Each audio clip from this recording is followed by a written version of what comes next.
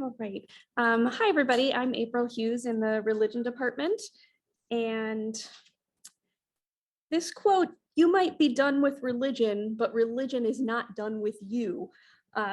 This was the title of a religious studies podcast from 2020. And it's true of religion in the United States, and it's true in China as well. No matter how high the percentage of people in the contemporary society profess to be secular or feel that religion is now irrelevant to modern society, there is no way to understand contemporary life without it. Religion shapes the way we live. It impacts health and medical care. It incites violence, and it influences elections. I argue that religion is fundamental to understanding the current political structure in China, even though the country has long moved on from an imperial state led by an emperor. So what do we need to know about religion to understand rulership in China in the 3 minutes that I have left? So I'll talk to you a little bit about what I wrote about in my 2021 book, Worldly Saviors and Imperial Authority in Medieval Chinese Buddhism. So in my book, I examine how Buddhism, a foreign religion, becomes integrated into imperial legitimation. And in that book, I examined two medieval emperors who founded their respective dynasties. And the reason I selected these particular emperors, along with rebel leaders, is because they would have needed the strongest cultural support. Unlike an eldest son who inherits the throne from his father, dynastic founders, as well as potential dynastic founders, they need to do more cultural work to validate their position. So what I discovered is that language from apocalyptic Buddhist scriptures was borrowed to provide this imperial support.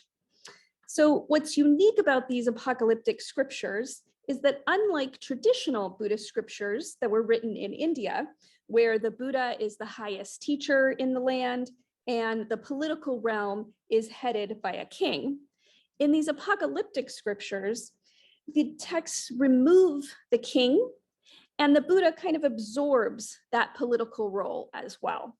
So this shift allows the Buddha figure to embody both a political and a religious role.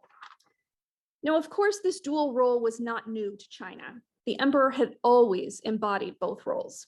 But this was a new way to incorporate Buddhism into Chinese rulership, and which was significant because, as I said before, Buddhism was a foreign tradition.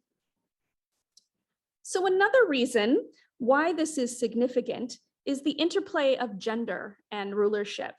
Emperors were traditionally men, and the same is true of Buddhas. However, Buddha ruling figures, what I term the worldly savior, can be male or female. And this was important for the only woman to ever rule China in her own name as emperor was Wu Zhao, or more famously known as Empress Wu Zetian. And that's because she was a dynastic founder. And she tapped into this idea of worldly saviors in order to provide legitimation for her reign. So there's not only textual evidence, but there's also visual evidence for worldly saviors. So here you can see that's the larger image, and then the red is what I have close up there. A mural dating from the 7th to 10th centuries from Dunhuang. And we see the future Buddha seated at the center, and laid out at his feet are the 7 treasures of the worldly king, which is a Buddhist king. The king is not featured in these murals. So by placing the trappings of royalty in front of the Buddha, we can see visually how religion and politics were merged into the figure of the worldly savior. And so if you can see just below the feet are if I had a little pointer, but there's a wheel and a pearl and a little box and 7 little things there. So I argue that the concept of worldly saviors transformed notions of imperial sovereignty and continued to resonate long after the medieval period. We can see echoes of this even today. So understanding how religious concepts support rulership is crucial for understanding China. Thank you so much.